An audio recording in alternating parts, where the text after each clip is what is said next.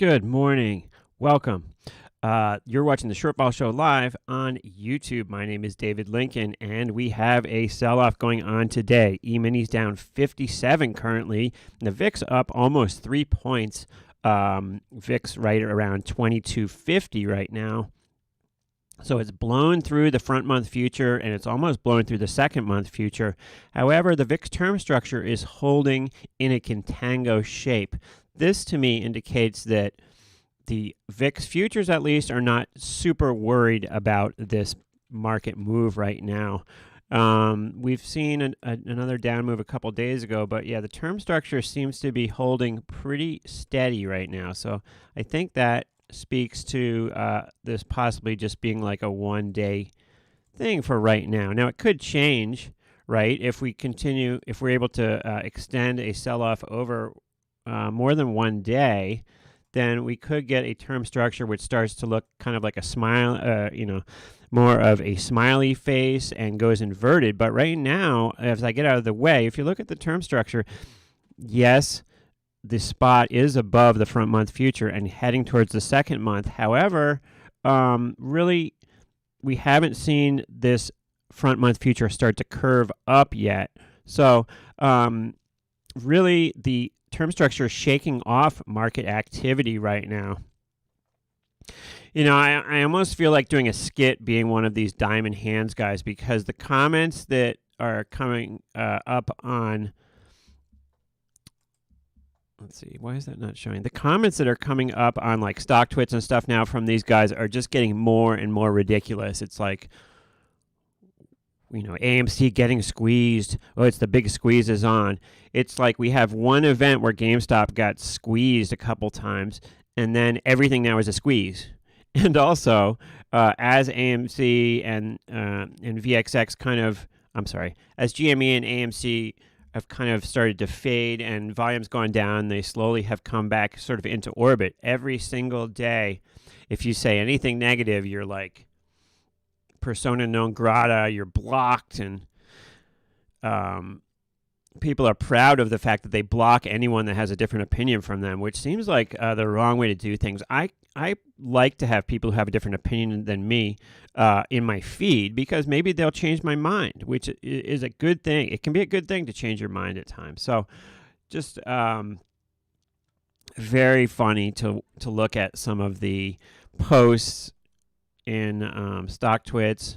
Let's see, maybe we can go to some right now just to take a quick look. I've got my guitar on right now because I'm trying to lay down a track here at some point, but let's see. Let's go and check out StockTwits here. GME, all right.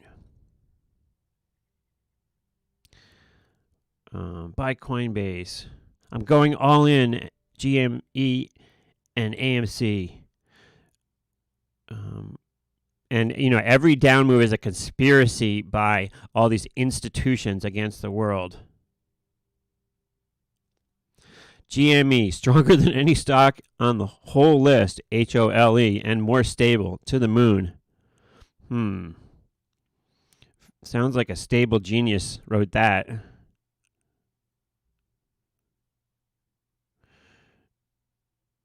Come on, Hedgie. What's your next manipulation? I want some more GME.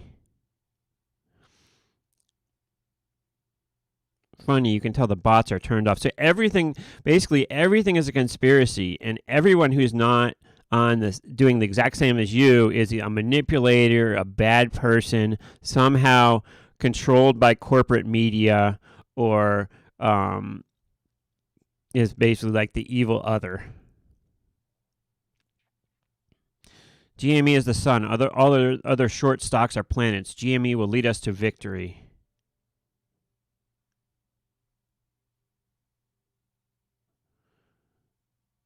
And then I saw one this morning that was funny. It said, "I don't have a position, but I'm with you all here."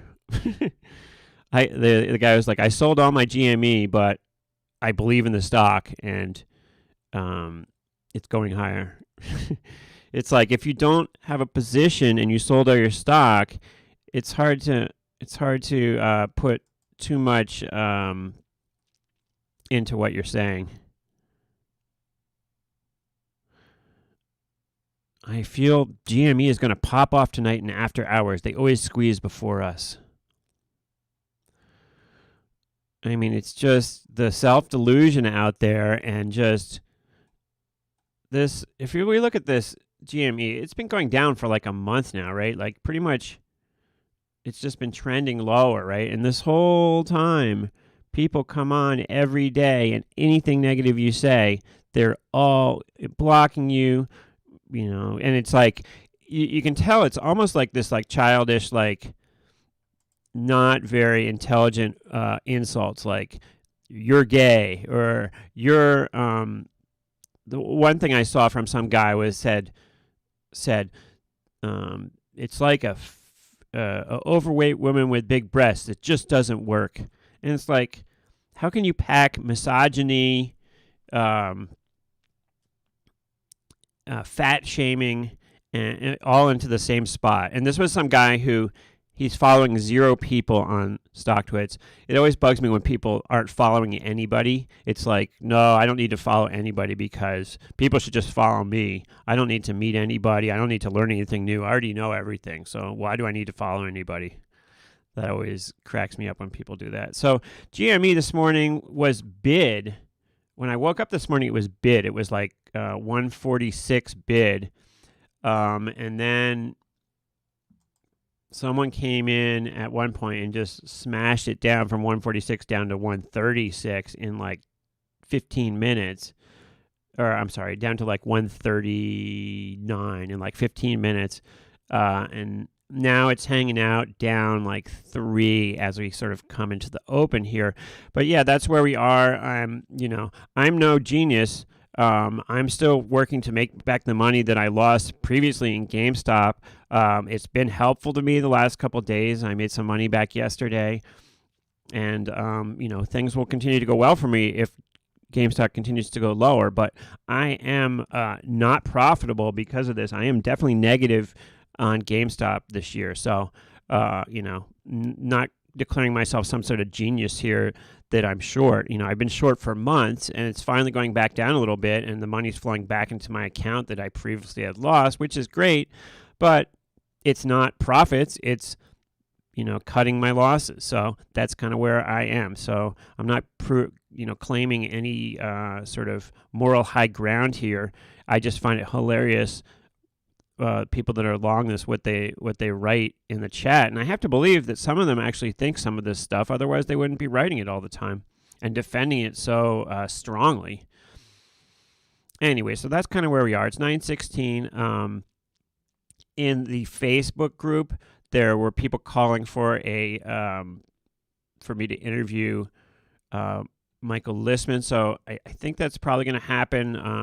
We have had a conversation, and we're trying to get time straightened out to do something in the next week. So stay tuned for that.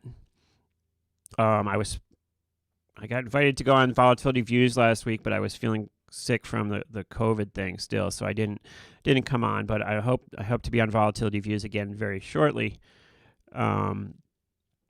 I think this is a good time. Remember last time we had a little VIX spike? What was that, like a week ago? I was talking about how it was a good time to jump on board. In fact, I think we can pull that up. VXX, I think, went to like 42 that time, and then by the next day it was back down to 38. Well, a similar situation's happening right now.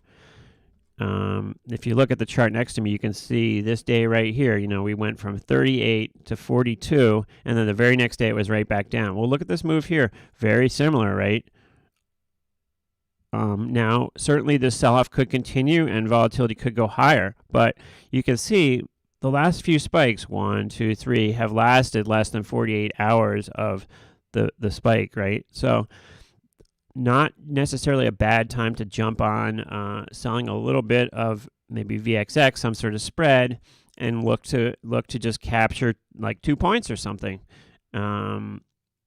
That's certainly something that I would consider doing today. Now, I'm never here to recommend what other people should do. Another thing is interesting. UVXY, it's indicated up 50 cents. Now, a lot of people, I responded to some comments on StockTwits about, well, 50 cents, that's not very much. VIX is up $3 points almost.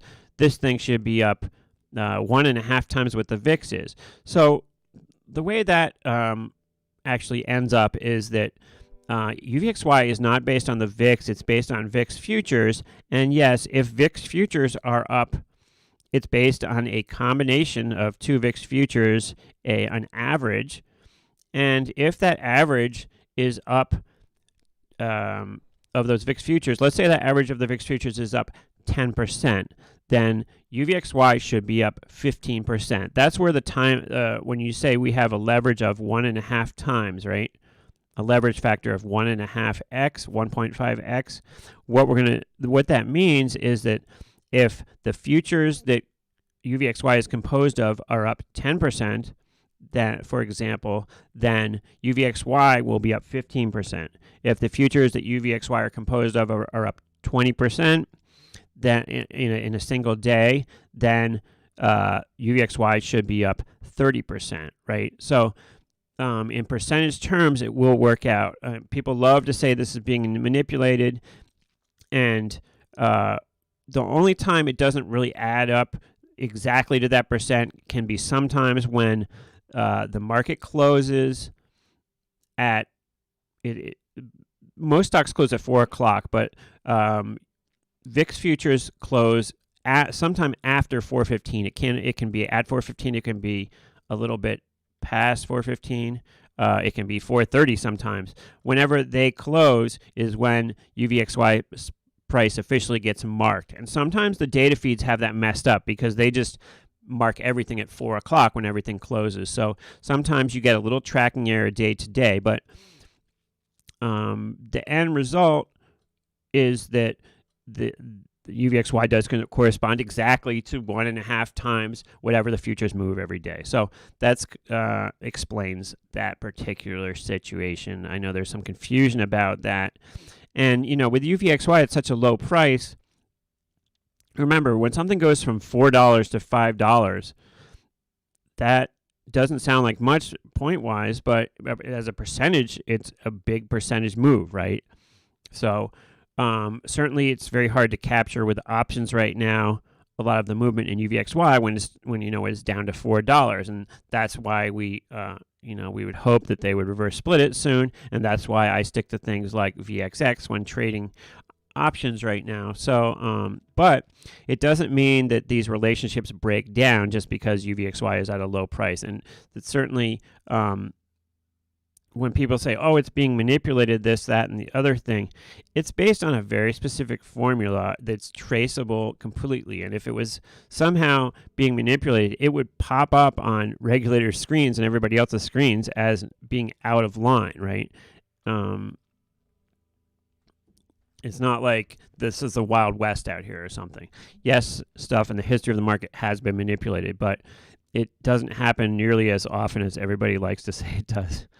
All right, so there you go. Best of luck trading today. We'll see if the sell-off continues. NASDAQ currently down almost 250. E-minis down 52. We're a little bit off the lows, but still big sell-off. We've also obviously seen crypto sell-off. The doggy coin that everybody's been watching did sell off a lot in the last day or two. I think it got to a high of something like 71 cents.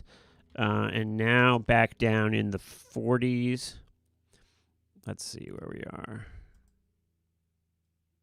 That's not going to be. I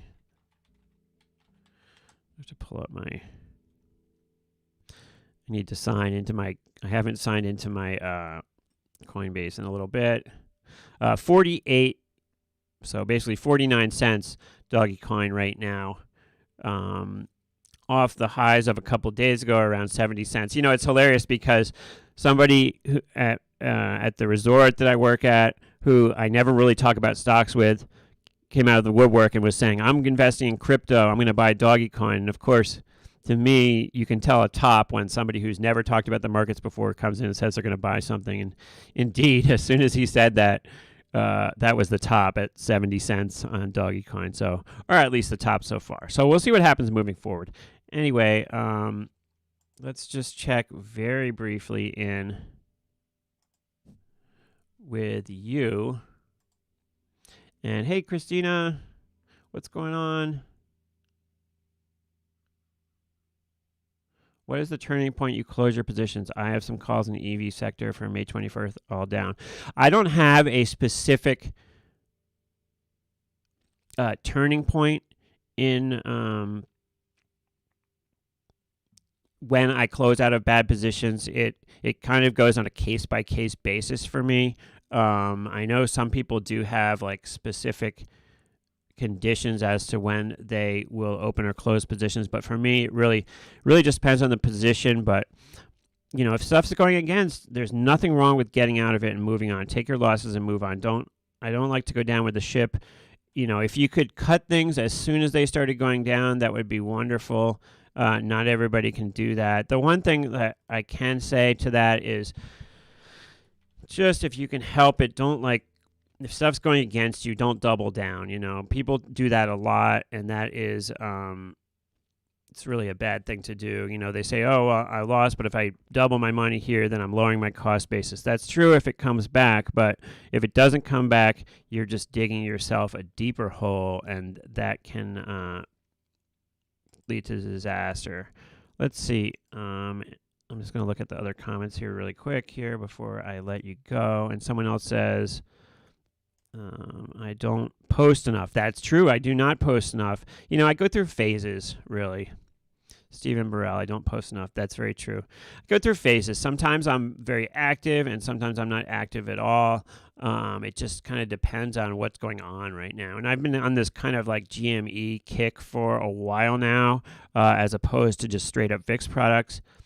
And I think that's part of why I haven't been posting as much as sometimes. But like I said, it goes through phases. We'll see what happens. Love GME down. We'll see if we can. It would be great if we could break 100. I don't know if that's even in the realm of possibility, but if we could blow through 100, that would be a beautiful thing. Essentially, my position in GME right now is I am long the 185 put spread. So if we close below 85 in July expiration, then that put spread will be worth 15 points. I paid somewhere around 2 points for it, so it would be a great winner if that were to actually come to fruition. We don't know if it will happen or not, though. Anyway, thanks for watching today. I will see you very soon in the next one. Look forward to the Michael Listman interview coming up, and hopefully so we can get something with Brent, an interview coming up soon. That would be great. All right, thanks for watching, everybody. I'll talk to you very soon. Bye.